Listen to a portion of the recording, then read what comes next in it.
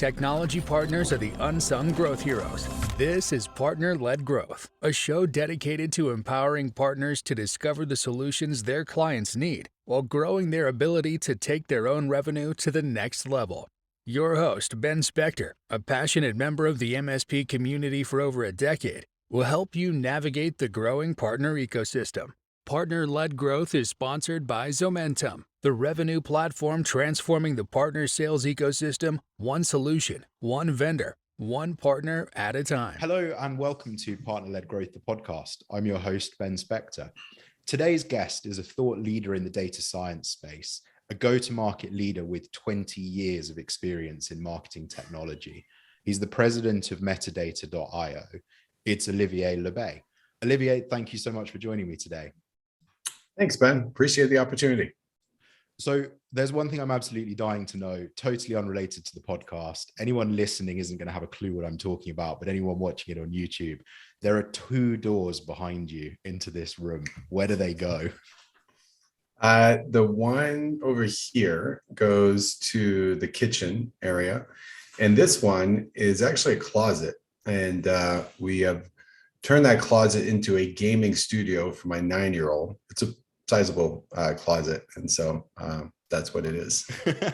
I'm picturing something out of Narnia now with the wicked queen or whatever, the ice queen. Yeah, well, we built a desk in there. Actually, my brother was in town staying with us for a little bit, and he's pretty handsy, and so he went ahead and built a desk. And so it's a nice little office that he can go in and play video games and whatnot. Oh, cool. I wish my parents had built me a gaming cupboard. Maybe relive my youth. So no, obviously I've introduced you as having an incredible 20 years of experience in marketing technology. And there's a couple of things I think would be really interesting to explore. And the first one, the real reason for doing this podcast is to help introduce MSPs and technology partners to technology solutions and to problems that their end clients are probably having that they may not know how to talk about, they may not necessarily understand. So I really want to unlock that conversation. And especially today, I think we should be focusing on the marketing leaders. So in your mind, what is the biggest problem facing marketing leaders today? Well, I think that depends on the company and at the stage that the company is in, right? So early stage, typically understanding after, hopefully you have product market fit, right? So hopefully, the service that you're delivering is good and your customers are happy. And so once you do that, then you really have to hone in on your ICP. And that means ideal customer profile. So trying to understand the personas of the individuals that buy and are successful with you, then the types of companies that you want to start targeting, because obviously you can't just rely on referrals and inbound. What you need is essentially to create content that these individuals and these companies will find useful in their day-to-day jobs. And so if you understand your ICP, and I'll just use us for an example, for us is, we want to talk to VPs of demand generation, CMOs, chief marketing officers, directors of demand gen, directors of marketing. Typically, those are the individuals that end up purchasing our product. And they're the individuals that have issues delivering on their targets and their numbers. And so we create a lot of content, and there's 3 types of content to create. One is top of funnel content. So that is pretty broad, right? Typically tied to, use case or keywords and things like that. And so top of funnel content could be white papers, ebooks, 10 ways to, do something that, you can gain some traction from an SEO standpoint, and something that you can use to advertise to people on channels, social channels, maybe, because it's a lot less expensive than, Google advertising. And that's the first thing, right? It's top of funnel content. And then once you generate what you call leads, right? So people have opted in to view your content. And I'm saying here that this is gated content, and it doesn't have to be gated content. It's just really much harder to reactivate somebody that has read free content if you don't know who they are. And so gated content is usually something that's effective, especially if you're doing it and you're promoting it not on your website. You shouldn't gate things on your website, but if you're promoting it in other channels, then you do mid-funnel content, which is going to be typically tied to somebody knows they have some kind of issue and they want to know that you can help them with it. So could be like case studies, could be white papers. Essentially, it's like, here's what we do and how good we are at doing it. And then bottom of funnel content is usually tied to, here is why companies choose us over other vendors. All right, so comparison reports, things like that. And then demo request campaigns. And so, hey, free consultation, you can offer that. But the one thing I'd highly recommend to these MSP providers is like, you cannot just do bottom of funnel content campaigns. You can't just ask people for free consultation. If you don't have the brand, if you're not Coca-Cola or you're not Google, and you have to build that brand, then at that point you need to start thinking about top of funnel content first. And then once you've built that mid-funnel content, and then at the end, you can go in bottom funnel content. And there's a buyer journey, right? People will go on the internet, do research, come to your website. They might go to third-party validation sites, right? Review sites, a huge part of how people make buying decisions now. And so another thing to think about is you got to get some reviews. So whatever industry you're in, there's definitely a review site out there that is getting traction in the market that has good SEO already that you want to leverage. And so you need to get your customers to leave reviews, and doing case studies is wonderful. But third-party validation is much more effective, especially given that those sites already have really good rankings in Google, and you want to leverage that to increase your scope when you're trying to get in front of more potential buyers. Wow, is all I can say. There's so much more there than I was expecting when I opened up with that question. And you've touched on some really interesting things. And I think what's great about this conversation today is it's not just relevant to the MSPs in terms of thinking about what their customers would need. Actually, the technology partners listening today can take this away and start to use it to shape their own marketing journeys as well. So a couple of the things you mentioned, the top of funnel content, for example, that information that's really easy to find, keywords, it appears on Google. My experience of that over the last few years has centered around HubSpot massively. Every time I'm looking to solve some kind of marketing challenge, I put my problem into Google, and guess whose inbound pages are the top results. HubSpot have absolutely nailed that inbound content model, because every time anyone is looking to solve a marketing challenge, HubSpot have the answers, and you find their answers before you find anyone else, which makes it really difficult, I guess, if you're trying to compete with the likes of HubSpot. Really hard, because they started with an SMB focus, and they're giving all these free resources, and the product isn't expensive when you're a small business. Now, large companies have now decided to stay on HubSpot and not upgrade to like a Marketo or Eloqua, which is typically used by huge enterprises.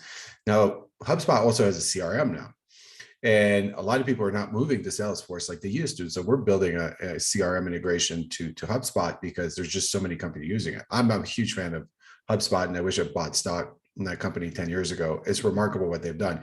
Now, another cool thing that they're doing, not only that, is that they have free content where you can learn, right? It's like HubSpot University. They've also purchased a content company. And right, so there's this thing called The Hustle, which is a newsletter I've listened to for some time. Now they have a podcast, right? And I think that is a really effective way. Like, software companies now need to not only offer a great product, but they also need to become a media company at the same time. And that's what all of the top, companies are doing. So if you are starting out your business, or you're looking at, increasing revenue year over year, spending time creating content that helps people, similar to what you're doing here today, about it, is really going to help, you know, the business get a lot more exposure, and then people will do the research, and then, you know, you'll be able to increase your brand exposure and get more access to potential buyers. Yeah, it's really interesting. I learned so much about marketing over the last 5 or so years, mostly through making catastrophic, really expensive mistakes. Always the best way to learn. But the amount of content people are creating these days it's phenomenal. And it's, yeah, I'm in a way, I'm really glad I'm not running a small business anymore, because I don't know how small business owners, these, you know, MSP technology partner owners with 4 or 5 employees struggling just to keep up with the technical workload, which has massively increased since the pandemic, how they're also then supposed to be creating all of this content. Now, a few of the other things you mentioned, splitting the content down between parts of the funnel.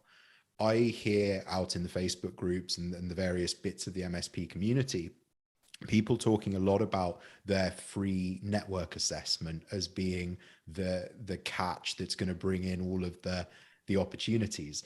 Now, you quite clearly put the free consultation bit right down at the very bottom of the funnel content section. Whereas at the top of the funnel, you were talking about having the material that's not gated if you're putting it directly on your website, but gating that same content if you're sharing it on social media. Is that right? Yeah, and the reason that you do that, so if somebody comes to your website, depending where you live, but you know, you can basically cookie them, right? And then you can, depending on your technology that you're using for advertising, you can retarget them and retarget them on social, where conversions are much cheaper than they are Google, right? Google AdWords is great. It's expensive, right? And so that's the one thing you got to think about. And if you are trying to run bottom of funnel content, and we advise our customers all the time here that come in here and they're like, all right, well, we just want to run demo request campaigns. I'm like, well, if no one knows who you are and why they should take the time to invest in a free consultation, if you're only running free consultation types of campaign, your conversion rate, right? How much it costs for a person to say, I want to click on it, is going to be in the thousands of dollars. That is not scalable. Now, if you're creating top of funnel content, ebook, right, ebook and what's the other one, that, top 10 ways to do something, you can get conversion rates at like 10, 20 bucks, right? Now, it doesn't mean they're ready to buy from you, but then what you do is you get, HubSpot and you nurture them, right? And then once they get to a certain level of engagement, they will then be triggered as a marketing qualified lead, MQL. Well, at that point, you can get a human to start emailing them, and you can automate some of this stuff as well, right? Because there's tools, sales engagement tools that can, do a lot of this work for you. So if you're a small team, you can still automate a lot of this. And then you can start emailing them, right? Because you've noticed they've engaged with you on, different channels. They've come to your website. There might be 2 people from that IP address doing some research on your site. Then you're like, all right, you seem like you're in the market. So I'm going to start, engaging with you proactively instead of just waiting for you to, keep coming back and asking for a demo. Yeah. So that nurturing, having the different types of content as you move people through the funnel really is the key to inbound. You can't just expect people to land on your website and immediately convert to the level you want them to. Yeah, no. Yeah, I mean, even if you're a company like Salesforce or Oracle, they do get people to go to websites saying, I'm ready to buy, but it's pretty rare, right? We generate, as a company here, 75%, since I've been here the last several years, 75% of our business is inbound.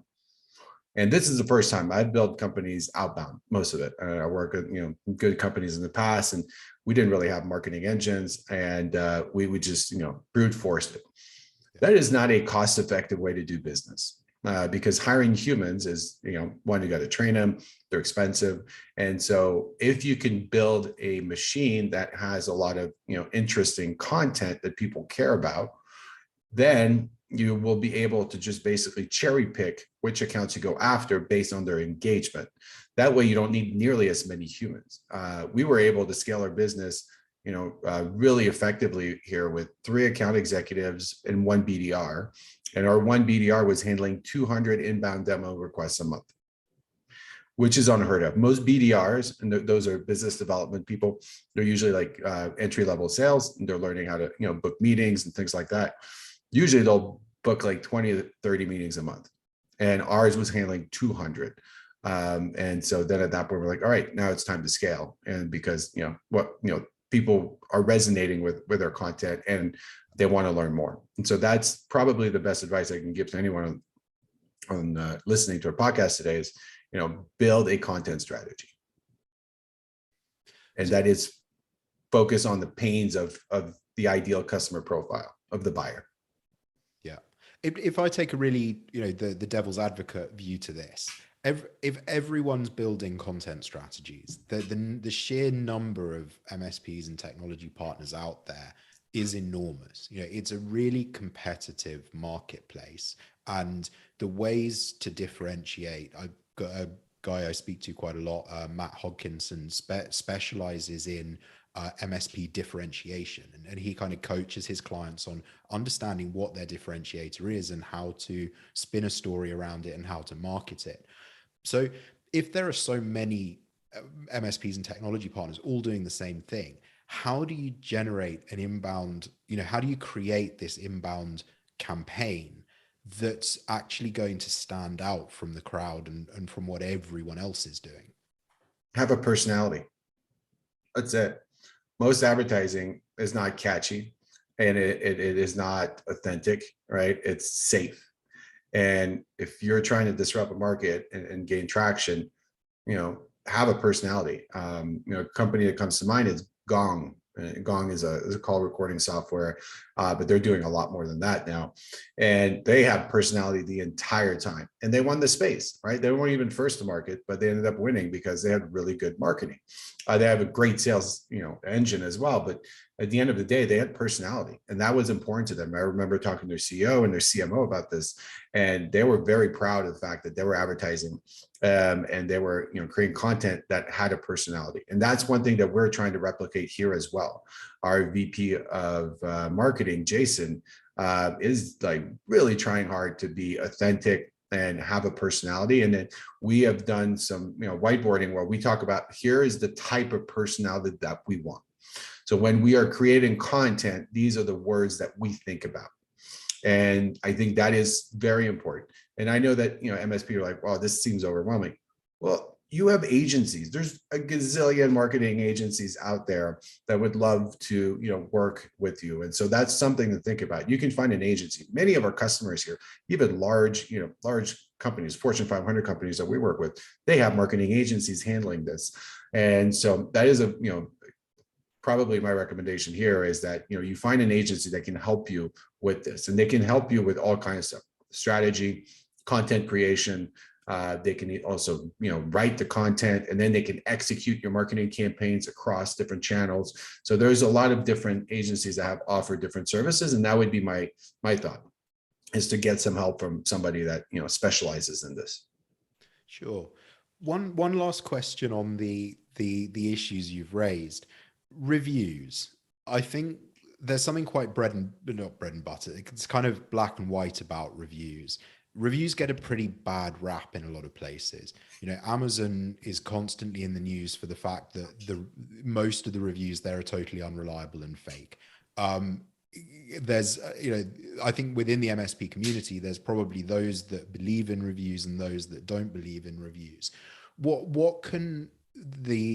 actionable things can you do to build up not only a base of reviews that are legitimate, but that are actually going to be very credible? I can remember times where I've asked, genuine customers to write a review, but by the time they just do a quick one-line thing, because they're busy at the time you ask them, actually it doesn't look very sincere. All right, well, I could talk about reviews for days. I worked at Glassdoor, which is a review site for employees in the early days. And then I spent 4 years at G2, which is a software review site. And so a couple of things here. One is you have to participate. And it doesn't matter if the review is good or great or not, ideal. It's a volume play at the end of the day. And here's the reason. SEO. If you want to rank high in Google and you are a small business, it's going to take you years to get good SEO. It's called what we call it long tail. So it's an investment that you do now so that in the future, 5 years from now, when somebody, like what HubSpot has done, right? It took them a decade to get to that point where they rank very high for everything. Well, you can't do that if you're a small business. And so what you can do is basically figure out what are the review sites that have the best SEO. And then you get reviews. And then you can ask your customer to leave reviews and motivate them, right? Everyone wants, free lunch or free dinner or a bottle of wine or whatever that person is into. Ask them and say, great, once you leave me the review, I will send this to you. And I know it sounds like pay to play, but it's, it's fair and honest. You're just, giving somebody something for their time, and that will motivate them to do it because, otherwise, it's hard and everyone's busy and so on. So figure out what that person really likes. Could be, show tunes, or it could be, Legos, but, and then, give them a reward for taking the time to write that review. And volume is key here because everyone's going to have, some thoughts. Oh, it's a great review and so on. But if you are not owning your review strategy, if you're just waiting for things to happen, guess what? The people that complain most of the time are going to be the ones leaving reviews. And so you have to get the people that love your product to not only be on your website and take a real picture of them. Don't show like stock images of people, show like the real picture of that person. And then put a quote on there. It says, I love this product because X, Y, and Z, or the service. Here's what they did to my business. But it has to be authentic. And that's something that you have to be able to create. And so motivating your customers to do something for you, I think is, part of doing business. I think that's really interesting insights on collecting reviews. I'd be one of the first to admit that I've struggled with marketing for years. One of the main reason I joined Zementum, which is a platform that helps MSPs to close more deals faster and bigger, was because I struggled with sales so much, and we struggled with marketing, and it was really frustrating not having any tools there to help us with it.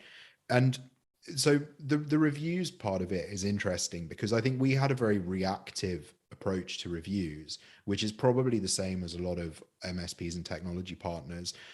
If we would occasionally, everyone gets bad reviews, as you said, you upset a customer on the wrong day, they just go and vent. So we might get maybe a kind of crappy review once every 3 or 4 months. And then our reactive strategy to that would then be to spend the next few days trying to bury it behind some good reviews. And so you'd have these spurts of reviews that really just followed the bad review, with asking a few happy customers to kind of put in place some counter reviews. And you should answer the review. If it's a bad review, like just say, own it. We screwed up. Here's what happened. I'm sorry. And then try to engage with that person and see if you can turn them around, right? And so I think that's one of the things that's pretty important. So dogs keep barking. Got to know, what are they? So I have it's a Maltipoo. They're both, we adopted both of them. So one's a Maltipoo, Maltese, and Poodle, we think. And then my wife decided to get a puppy. It's a Grand Pyrenees mix. So that one's really big. So those are the two dogs that we have. Well, my partner and I currently dogless, haven't had a dog yet. I say dogless like we've lost a dog or something, but no, we're hoping for a golden retriever puppy to arrive sometime around end of July, early August. We've been getting that's great. Email updates from the breeder. We had the last one was, I think, this morning, saying that mating was successful. So she said next update in 35 days. That's great. So precise. I wish marketing was as predictable as dogs' pregnancy cycles. I think it can be. I mean, you just got to build the infrastructure, and then it becomes, pretty repeatable. You can say, for most of our customers, we can say, you put, $1 into marketing, you're going to get $8 in pipeline. But it takes a long time to get there, and you need the right tech stack, and you need the content, as I mentioned. And back to the review things, you need to answer these reviews, the bad ones specifically. And if you look at a review site like G2 or Glassdoor, you'll see that employers are going ahead and vendors are going ahead and answering those reviews. No one is perfect, but if you say you own it, I got to trust it. And if I see a site, if I see a product that's like 35-star reviews, I think that's baloney, right? You talked about Amazon. There's farms of people, in Asia, they're just, basically writing fake reviews. And, you can't trust a product when that's the case. There's going to be people that are not happy with the product, and you should, celebrate the fact that you don't have all 5-star reviews, because that's going to increase my likelihood as a buyer to buy your product, because I'm like, oh, cool. One is they screwed up and they owned it. And, I believe that, they're a good solution, because overall their customers seem very happy. So turning the conversation around a little bit, we've talked a lot about the problems, and we've touched on quite a few human labor intensive solutions.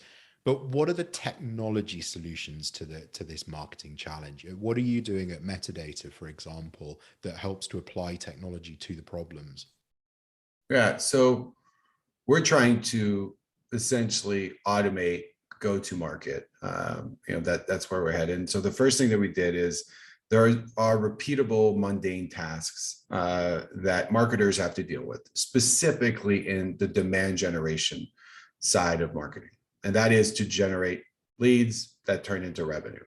That is what demand generation is. And so we work with B2B companies, and we work with like mid-market to enterprise size companies like Zoom and Okta and Automation Anywhere, name a few. And so they are struggling in that they have to hire humans to build these campaigns, and they have to go into each channel, LinkedIn, Facebook, Google, Twitter, what have you, and build one campaign at a time. Well, now that there's a lot of technology out there, what we've been able to do is essentially automate a lot of the tasks that take a long time, such as building one campaign. We can now, with our solution, build hundreds, if not thousands, of campaigns in minutes. And a human doesn't need to optimize a campaign. So when you build a campaign in LinkedIn, say, right, well, this is how much money I'm willing to spend on this particular campaign. And once my budget's gone, I'll evaluate, did I generate any leads or clicks and so on, and then figure out, all right, how do I tweak this campaign to the next? Well, we figure out a way to basically create and deliver hundreds of campaigns, all in the different channels. And now we're optimizing everything based on the channel, what's happening in the channel, based on what's happening in the marketing automation. Is that lead converting to a marketing qualified lead? And then figuring out even further in Salesforce or HubSpot CRM, you can now see that is it led to revenue? And if so, we're like, this is a good campaign. And for us, the majority of the campaigns that we do, so example, Juniper Networks is running like 8,000 campaigns a quarter with us, which they couldn't ever do with a team of humans. But everything's being optimized to revenue. And that's something that hasn't been available in the market before Metadata on the B2B front. There are technologies on the B2C front, because most of the advertising dollars is spent on people advertising products that are for personal consumption over software architecture products. Can you explain to me a little bit how it works at a slightly more technical level? Sure. We've got an audience here that are thinking about marketing, which they don't understand, and optimizing their marketing and turning leads into revenue, which they don't understand. How do we kind of pull this together? What is Metadata actually doing at a functional level to achieve this goal? There are three components to what we do. And the first one is a standalone product, and that is an audience building tool. So audience building is essentially, I want to target, let's say, in my case, again, VPs of demand generation, directors of demand generation at companies that have above 200 employees. And I like them to have the particular tech stack, HubSpot, Pardot, Eloqua, Marketo. I want them to have Salesforce. So those are technographic signals that I want. I also want firmographic data, right? Job title, size of the company. So we have essentially partnered with over a dozen different data sources, and each data source will specialize at something different. So firmographic data is company information.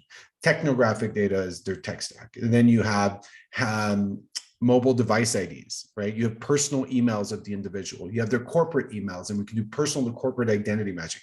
So instead of targeting like the old days, which is you target by IP address, I'm going to target everybody at this company, right? In the hopes of that the 2 people I want to talk to are going to see my ad.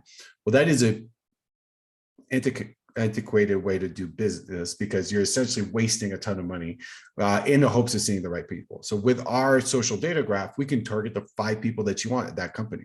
And that's it. Only those 5 people will see your ads, and they'll see your ads on LinkedIn and on Facebook and then on Instagram and on Quora and wherever else they're doing the research. So that is the first thing, is reducing the customer acquisition cost by only targeting the individuals that are a good fit for you. So that's the first thing that we handle. The second thing is experimentation. And experimentation only makes sense for companies that are spending quite a bit of money, right? At least $20,000 a month. And the reason is that if you're not spending that much, you can only make a couple of plays a month, right? You can say like, I'm going to do A/B testing instead of experimentation at scale, which is I'm going to run 2 ads and 2 different images, 2 different texts, and I'm going to target the same people, but I'm going to target them on different channels. So that's essentially like you're running like 6 to 10 different experiments on that. With us, we're running, like I said, hundreds, and so we need people to have budget so that we can really figure out what works and what doesn't work. And what we can do for a vendor is that what would take you years of testing, one little bit at a time, we can do that in weeks. And that is one of the huge values there. Now, the last thing, which is also really critical, is understanding what is my cost per opportunity, right? So every dollar that I put in marketing, how much money am I getting out in terms of revenue potential? And so all of the campaigns that we do, we optimize to revenue as mentioned, but we also give you a dashboard that says, all right, you spent X amount on Facebook, X amount on LinkedIn, X amount on Google, and here's the pipeline that you derive from each of these campaigns. And then we optimize it so that you're only spending money on the most cost-effective channels to drive pipeline. And we also enrich the leads, because social channels, typically, I don't know about you, but your Facebook or your LinkedIn account's tied to your personal email most of the time, right? And what we can do here is we've been able to do a social data graph where we have everyone's personal and we match it with their corporate identity. So even though you get a Gmail address back, which salespeople don't want to talk to Gmail addresses, and so what we do is we enrich it, and we'll put the LinkedIn profile of that person as well as their company phone number, company email. So those are the 3 things that we help companies with. That makes sense. And excuse me for being perhaps oversimplifying it, but this idea of profile enrichment, I think, is a really interesting one. I hate bringing it back to HubSpot, but it's something I know, it's something I understand, it's something I've used. And HubSpot, as we all know, does some very basic profile enrichment. As soon as it creates a company, it pulls in a basic description from their big library.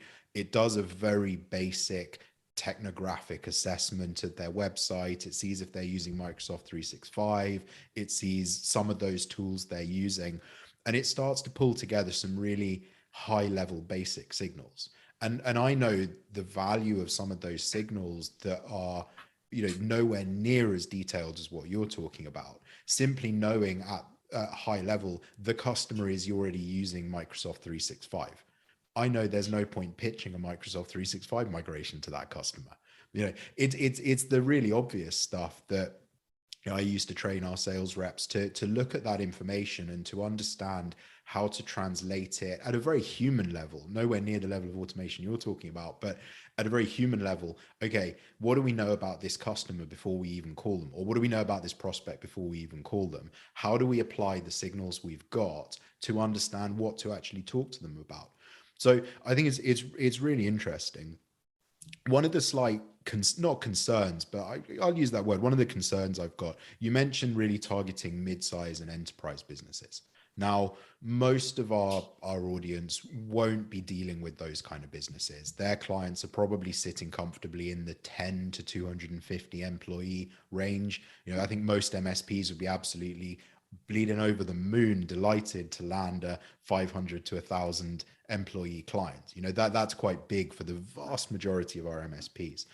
And I think you've spoken before, when we had a brief conversation before the show, that you agree that the partner ecosystem is going to be fundamental in unlocking the future of most SaaS applications. So the question, after a very long roundabout way of getting there, is, what is the opportunity here for the small MSPs and technology partners listening to this thinking, wow, I really want to get involved with this? But what can they do? Who can they speak to? What conversations can they be having to the client? And is this technology available to their clients?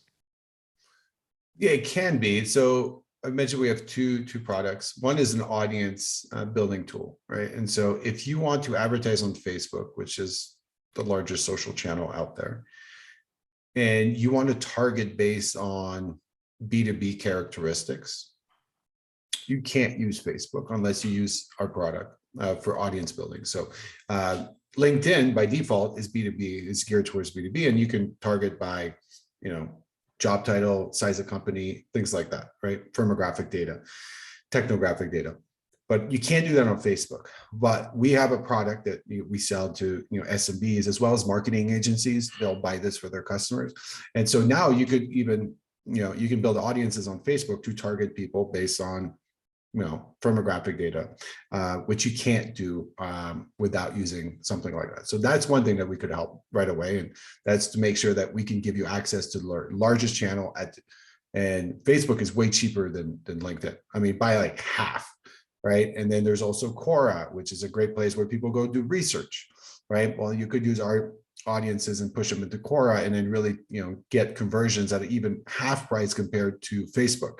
And so our plan is essentially, enable companies to use the data and the social graph that we've built so that it can, go to historically channels that don't have really good targeting capabilities and ensure that they're only targeting the people that they want to engage with.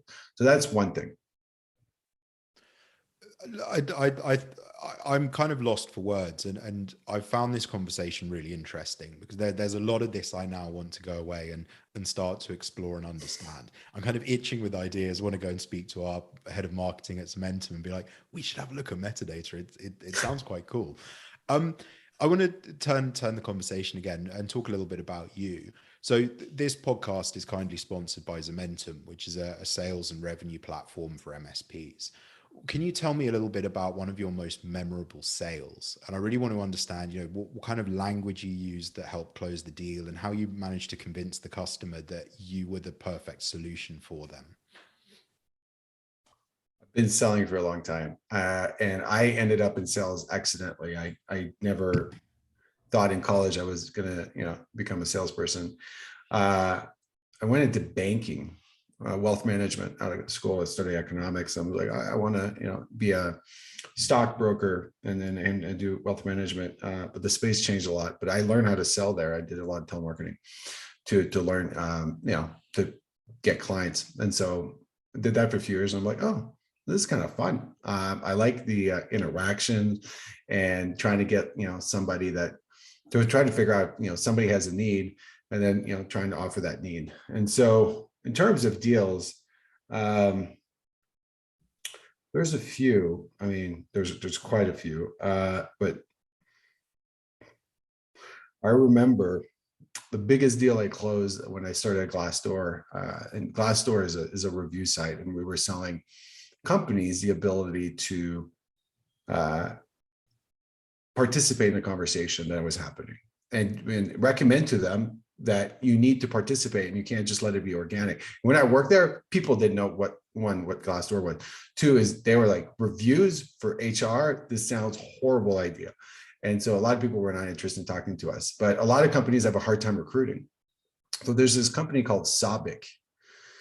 And I was just been there for a couple months, and for some reason, I had a lot of confidence that day, and I was used to selling like $5,000, $8,000 a year deal, and I pitched them an $80,000 a year deal, and then they bought. They're like, we have a hard time hiring for these specific job titles. I'm like, great. I looked at the data for those specific job title. We have the traffic in order to ensure that we can get engagement and get applicants to apply. And then, that would be fed into their applicant tracking system, very similar to marketing, recruiting is. And so I just went ahead and I just had, stories and like, we can handle this. So I, addressed their concerns, and I was confident in our capability to deliver, and we did. And that was a really good deal for the business, and a good deal for them as well. And I think at the end of the day, you need to have confidence. And one of the things I try to teach my reps is assume the sale, right? Don't be like, what do you think about this? Be like, all right, based on what you told me, here are your pain points. Am I hearing you right? A, B, and C. Yes, great, perfect. Well, as I mentioned, here's my recommendation. Based on the calendar, I would recommend that, in order to deliver this by the date that you're looking for, we probably want to do, paperwork and procurement over the next 2 weeks. We get you started on this day next month, and then we'll be good to go. So calendar close is a really effective way of doing it, as well as having a confidence that you can do it. And that is something that takes time. Right. It takes a lot of time to be able to be, confident in your capabilities. And also, don't waste your time with companies that are not a good fit for you. That's probably the worst thing you can do. One is it's taking you away from finding the right types of company. And two, you can't have the confidence that you're a perfect fit for business and you're going to love our results. So that's, my advice on that front. I think my favorite one there is assume the sale. I asked pretty much all of my guests a very similar question there, and it's been a really great learning experience for me, hearing so many different views and insights from some very experienced salespeople. But I think the best one there is assume the sale. Go in with confidence and assume the sale. Yeah. Otherwise, there's no need to be talking to trying to sell people if you're not confident in your capability or the product that you're selling. That's another thing, right? But get those reviews, because that's going to make your selling so much easier, because they're going to have seen it and use it. It's part of your pitch. So if you're like a new MSP and you're trying to get off the ground and no one knows what you do, if you only like work with 3 customers, well, get some reviews from those 3 customers, put their faces on and start your pitch that way. Like, I know we're new here, but here's what we've done for those people. And then, hopefully you're selling your service at a discount at that point, because you're just trying to get volume and get a lot of customers in the door over time. And so there, a lot of people will be motivated by working with somebody that's new and hungry, and there are 2 or 3 customers that they've helped have had positive impact. Olivier, this definitely isn't the direction I was expecting this conversation to go in, but it's been so interesting, and I think it's definitely going to have delivered a lot of value to our audience. It's given them ways of thinking about marketing that their clients might be struggling with. I think this whole data enrichment, the profile enrichment thing is fascinating, and everyone really needs to look at that in a bit more detail so that they can be more targeted with their marketing. But it's also given us so many tips around the difference between the top of funnel content, the middle of funnel, and the bottom of funnel content, how to use it differently. Stop using your free network assessment as a top of funnel lead magnet. It's not going to work. You need to do a lot more education first before you get them to the point where they're going to be interested in that relatively expensive exercise. Where can people find you if they want to connect with you after listening to the show? Yeah, LinkedIn, Twitter. I don't post much on Twitter though, but I do read Twitter. That's about it. LinkedIn but be the best. LinkedIn, it's a window that's open on my computer all day. Spend a lot of time on LinkedIn. Yeah. And then of course, I guess your company website, metadata.io. And if anyone's trying to find him on LinkedIn, it's not the most obvious spelling, Olivier L'Abbé, which is Labbe. Yeah, well, I think there's an apostrophe, so it's L apostrophe A, B, B, E, and E has accent aigu. So it's my parents made it really hard, but yes. Yeah. Egu, I can confidently tell you, is Alt 130 on the keyboard. I remember Oh, from well, that's good. GCSE French. With Apple, you can just press E and then you wait for it, and then all the different types of E's will show up, and then you just click the one you want. So Well, obviously, much easier. Well, Windows doesn't have any of the nice little features like that. Olivier, thank you so much for joining me today. I've really enjoyed it. To anyone listening, if you've learned something today or laughed, please tell someone about the podcast. Thanks, everyone. See you next time. Thanks for listening. If you want to get more from today's show, check out the show notes and share this episode with a friend. Earn, grow, and manage revenue quickly and cost effectively in the Zomentum Revenue Platform. To learn more, check out zomentum.com. See you in the next episode.